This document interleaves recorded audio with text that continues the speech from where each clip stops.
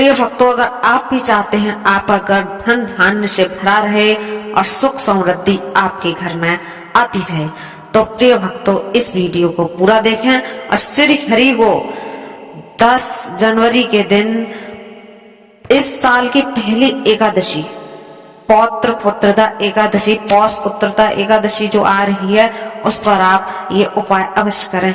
3 सूखी चीजों से श्री हरि का आप भोग लगाइए और आप फिर देखते हैं उनका आशीर्वाद है वो आपको अवश्य मिलेगा। हिंदू कैलेंडर के अनुसार पौष माह के शुक्ल पक्ष की एकादशी तिथि को पौष पुत्रदा एकादशी कहा जाता है। इस बार पुत्रदा एकादशी 10 जनवरी को मनाई जा रही है। यह दिन विशेष रूप से उन लोगों के लिए महत्वपूर्ण है जो संतान सुख की प्राप्ति के लिए संकल्प लेते हैं। इस दिन भगवान विष्णु की पूजा और उनको भोग अर्पित करके ही पुण्य की प्राप्ति होती है। लोग इस दिन भगवान को अलग अलग प्रकार से भोग अर्पित करते हैं जो घर में सुख समृद्धि शांति का कारण बनते हैं। तो आज हम उसी बारे में बात करेंगे। नंबर 1 पर आपको भोग लगाना है फलों का। पौष पुत्रदा एकादशी के दिन भगवान विष्णु को ताजे फल अर्पित करना बहुत ही शुभ माना जाता है। फल जीवन के विभिन्न पहलुओं की शुभता और समृद्धि का प्रतीक होते हैं। जब भगवान के विभिन्न प्रकार के फल चढ़ाए जाते हैं तो वह व्यक्ति के जीवन में अच्छे अवसरों का सफलता की प्राप्ति का कारण बनता है। फलों का भोग अर्पित करने से भाग्य और सौभाग्य में वृद्धि होती है, जिससे जीवन में खुशहाली आती है। हमेशा प्रिय भक्तों ध्यान रखना कि फल एकदम स्वच्छ और साफ और नए हो, ना कि आप कहीं से पुराने गले सड़े फल चढ़ाएं, फिर आपको आशीर्वाद भी वैसा ही मिलेगा तो आप कहोगे कि। नंबर 2 पे आती है सूखे मेवों का भोग। पौष पुत्रदा एकादशी के दिन भगवान विष्णु को सूखे मेवे अर्पित करना बेहद लाभकारी माना जाता है। सूखे मेवों जैसे बादाम, काजू, पिस्ता और अखरोट को भगवान को चढ़ाने पर घर में सुख समृद्धि का वास होता है। यह भी माना जाता है कि सूखे मेवों का भोग लगाने से व्यक्ति की आर्थिक स्थिति बेहतर होती है और धन की प्राप्ति के मार्ग खुलते हैं। इसके अलावा इन मेवों का सेवन स्वास्थ्य के लिए भी लाभकारी होता है। तो आप मेवों का इस्तेमाल जरूर करें उनके भोग में। नंबर 3 पे आते हैं पंजीरी का भोग। पौष पुत्रदा एकादशी को पंजीरी का भोग भी बहुत ही खास माना जाता है। पंजीरी भगवान विष्णु को अर्पित करने से घर में परिवार में सुख शांति बनी रहती है। यह विशेष रूप से घर के कलेश दूर करने और रिश्तों में सामंजस्य बनाए रखने में मदद करता है।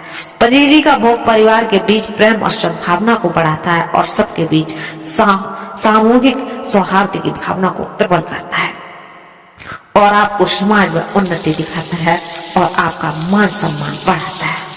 तो दोस्तों आपको ये भोग अवश्य लगाने चाहिए। प्रिय तो इस पुत्रदा एकादशी पर 6 शुभ संयोग बन रहे हैं, जिससे इसका फल दोगुना होने वाला है।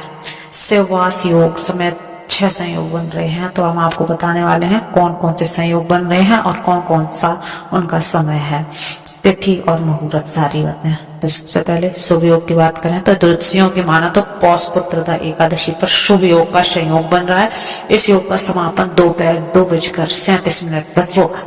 इस समय में लक्ष्मी नारायण जी की पूजा करने से साधक को अच्छे फल की प्राप्ति होती है, साथ ही सभी बिगड़े काम भी बन जाते हैं।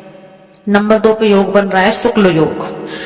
शुक्ल योग जो है वो शुक्ल योग पूरी रात रहेगा। इस समय में जागरण कर प्रभु इच्छा तक उनका स्मरण कर सकते हैं। शुक्ल योग में भगवान विष्णु की पूजा करने से मनोवांछित फल की प्राप्ति होती है। नंबर 3 पे नक्षत्र एवं करण। पौष माह के शुक्ल पक्ष की एकादशी तिथि पर रोहिणी नक्षत्र का संयोग है। इस योग का निर्माण दोपहर 1:45 से हो रहा है। इसके साथ ही बल बालव करण के संयोग हैं। ज्योतिष बव एवं बालव करण और रोहिणी नक्षत्र को शुभ मानते हैं। इन योग में लक्ष्मी नारायण जी की पूजा करने में साधक पर लक्ष्मी नारायण जी की विशेष कृपा बरसती है। नंबर 4 है भद्रावास। पौष पुत्रदा एकादशी तिथि पर भद्रावास और शिववास योग का भी संयोग इस बार बन रहा है।